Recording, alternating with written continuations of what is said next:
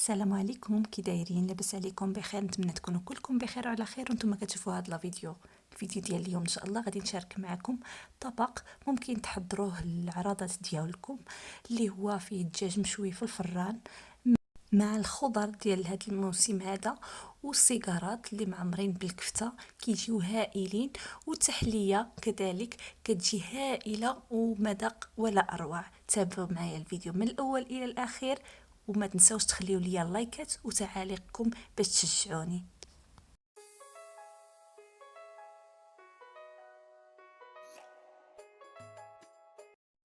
نبداو بالتحليه. هنايا عندي اطرو ديال الحليب، قطعت فيه 2 تفاحات حمر منقيين ومقطعين مربعات صغيره. غادي نضيف عليهم 2 اكياس ديال الفلون العادي. غادي نضيف عليهم معلقه كبيره عامره ديال الدقيق ومعلقه كبيره ديال النشا. هنا الا ما بغيتوش تستعملوا النشا اولا الدقيق، يمكن لكم ديروا 4 ديال الفلون العادي باش يجي الفلون ديالنا واقف. وبالنسبه للسكر فكنستعمل 4 المعالق كبار ديال السكر سنيده. صافي، هادو هما المكونات. غادي ناخذ دابا الميكسور وغادي نطحن كل شيء حتى كيتطحن التفاح ديالي مزيان مزيان. وإلا كنتو شاكين انه ما تطحنش مزيان فيمكن لكم تصفيوه في الصفايه. وغنوجدوا كذلك كراميل اللي غادي نديروه في القاع القالب ديال الفلون، اللي هنايا خديت 2 معالق ديال السكر سنيده درتهم في كاسرونه على نار مهيله حتى رجع ليا على هذا الشكل هذا، وخويته في القالب ديال الفلون. هنا انا استعملت القالب ديال السيليكون ودرتو في واحد الاناء اللي هو هكا على شكل ديال القالب ديال الفلون باش ما يخسرش ليا الشكل ديالو. صافي، كنوضع الخليط ديال الفلون فوق النار حتى كيبان ليا بدا كيعقد. كنتسناه يعقد شويه على حسب داك الدقيق وداك النشا اللي درنا ضروري يطيب يطيب حتى يعقد. وعاد كنخويوه في القالب ديالنا هكا شويه بشويه. خليت انا هاد الملعقه الخشبيه باش ملي نسالي الكبان ديالو غادي نحاول انني نجمع هذاك الشيء اللي بقى ليا في الطاوه. المهم هذا هو الفلون ديالنا. كنخليوه دابا راكم عارفين راه كاين البرد، كنخليوه هكا غير فوق البوطاجين حتى كيمشي له داك البخار ديك السخونيه. عاد كنغطيوه بالسلوفان ونوضعوه في الثلاجه. هنايا غادي ندوز ندير الشرموله ديال الدجاج اللي غسلته بالملحه والحامض. ما كثرتش ليه الملحه، غير غسلته هكا شويه بشويه د الملحه، ما كثرتش باش في الشرموله ندير شويه. ما غنستعملش الملحه اللي هي الملحه، ولكن غادي نستعمل المحلول ديال الحامض المصير اللي كما كنعرفوا كاملين كيكون مالح. فغادي يبنن ليا هذا الدجاج هذا. تابعوا معايا. هنايا درت شي 5 ديال الفصوص ديال الثوم محكوكين، ضفت عليهم ربطه مفرومه ما بين القزبر والمعدنوس، وضفت عليهم داك المحلول ديال الحامض المصير كيف ما كنعرفوا كاملين كيكون مالح. وهنا ضفت عليهم ضانونه مسوسه. وغادي نضيف التوابل عاديه اللي غادي نضيف هنايا ملعقه ديال الخرقوم وملعقه صغيره كذلك ديال ديال السكينجبير عفوا، وراس معلقه ديال البزر الابيض. المهم ممكن ديروا البزر العادي، انا هذا اللي كنستعمل دائما. يمكن لكم ديروا ملعقه ديال الهريسه، انا ما توفرتش عندي، درت ملعقه نص ملعقه ديال التحميره. وهنا درت ملعقه كبيره ديال العطريه ديال الشواء. وغادي نضيف عليهم واحد المكعب ديال الزعفران الحر. الا كان عندكم زعفران الشعره يمكن لكم انكم تذوبوه في كاس صغير ديال الماء دافي وتزيدوه للخليط. صافي، انا خديت الدجاج ديالي من بعد ما استقطرته مزيان مزيان. كان مغسول واستقطرته مزيان. خصو يكون شويه ناشف باش يشرب لينا العطريه والشرموله مزيان. يمكن لكم انكم تنشفوه غير بشي زيف ولا بالورق ديال المطبخ. صافي كندخل فيه هكا الشرموله ما بين الجلده واللحم، وكنحاول انني ندير تقيبات في الصدر وفي الفخيدات باش كيشرب ليا مزيان ديك الاقامه هذيك. خاصه انني ما غاديش نبيتو، غادي نخليه مده 3 السوايع وغادي نطيبو. الا كان عندكم الوقت فيمكن لكم ديروا الشرموله في الليل باش طيبوه الغد ليه، فكيجي احسن.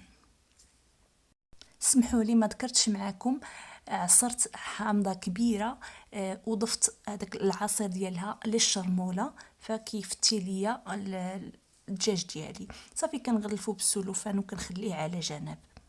ندوزو دابا غادي ندير العماره ديال البريوات اولا السيجارات. هنا درت بصيله كبيره مشلضه مع 200 غرام ديال الكفته. كنخليهم حتى كيتشحروا، كنضيف عليهم الحامض مصير هكا مقطع رقيق، وكنضيف شويه ديال الزيتون مقطع وشويه ديال المعدنوس. كنخليهم على البوطه حتى كيندمجوا مع بعضياتهم وكيتشربوا ديك الملحه ديال المصير وديال الزيتون، وكيطلق المذاق ديالو الزيتون ديالي. صافي من بعد ما كنطفي البوطه كنضيف 3 ديال الفرماجات. الا كان عندكم الفرماج الاخر محكوك فيمكن لكم ديروه احسن، فانا ما كانش عندي، درت الفرماج مثلثات هكا. غادي نعبجو هكا بالملعقه حتى كيندمج مع الخليط مع الحشوه. ومن بعد كنضيف العطريه ديال الحوت. انا هنايا استعملت العطريه ديال الحوت كتعطي المذاق زوين. صافي ما غادي نضيف حتى شي عطريه اخرى من غير البزار وعطريه ديال الحوت. صافي غادي نخلي هادشي، غادي نخلطو مزيان ونخليه على جنب حتى كيبرد. وكنعمر السيجارات ديالي كنديرهم غير صغيورين. بالنسبه للورقه فجهزتها راسي في الدار، الا بغيتو نخلي لكم الرابط ديال الفيديو اللي كنت من قبل صايبت فيه ورقه ديال البسطيله، فغادي نديرو لكم في صندوق الوصف. هنا غادي ندوز من بعد ما دازت 3 السوايع على الدجاج ديالي. من بعد ما شرملتو غادي نديرو في الفران. انا فرشت هكا الكاغيط ديال الفران وفرشته في الصينيه. غادي ندير هكا الدجاج ديالي اللي حليته من الصدر ديالو، غادي نديرو بحال هكا. وغادي ندير شويه ديال السمن هكا من الفوق، وندير فيه هكا بالموس. غادي ندير فيه هكا تقيبات بالموس. غادي نزيد واحد شويه ديال الشرموله ديالو هكا من الفوق، وندير هذوك التقيبات بالموس هكا في الدجاج ديالي باش يطيب دغيا. وغادي نغلفو بالسلوفان عفوا بالكاري ديال الفران كامل باش يطيب ليا دغيا. صافي وكنديرو في الفران مده ديال 2 سوايع الى 2 سوايع ونص. العافيه مهيله شويه.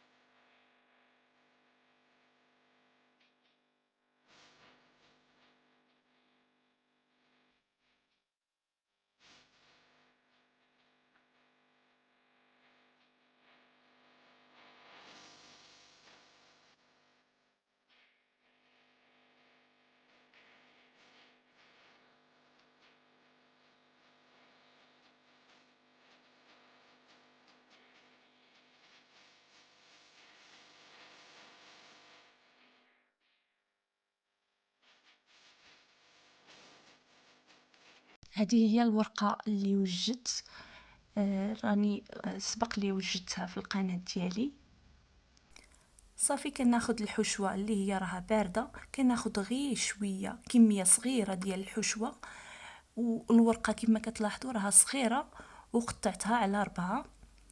وكناخد هذوك المثلثات بحال هكذا وكندير الحشوه غير كميه صغيره وصافي، وكنلويها ومن بعد كنلصقها بالدقيق اللي مخلط مع الماء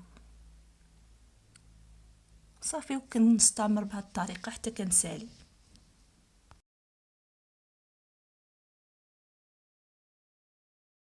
اذا هادو هما السيجارات ديالي كيف ما كتلاحظوا، وغادي ندهنهم ونديرهم في الفران يتحمروا.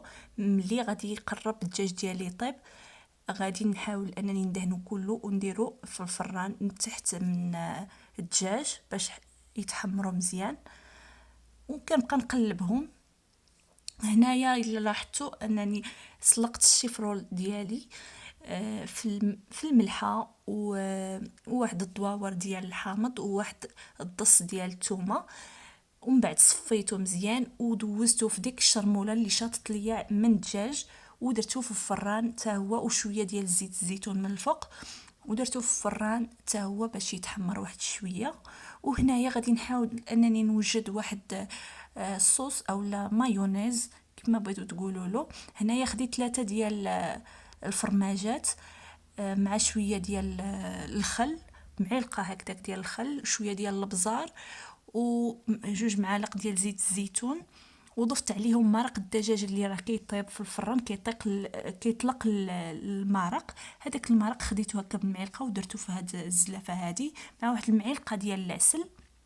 كنبقى نطحن حتى كيندمجوا مع بعضياتهم. الا بان لكم الخليط مازال ثقيل كتضيفوا ليه شويه ديال الحليب حتى كيولي كيخفاف شويه صافي. ونخليوه على جنب حتى نبغيو نقدموا الطبق ديالنا. كنديروه في هكا في زليفات صغيورين بحال هكذا ونزينوه بواحد الوريقه ديال المعدنوس.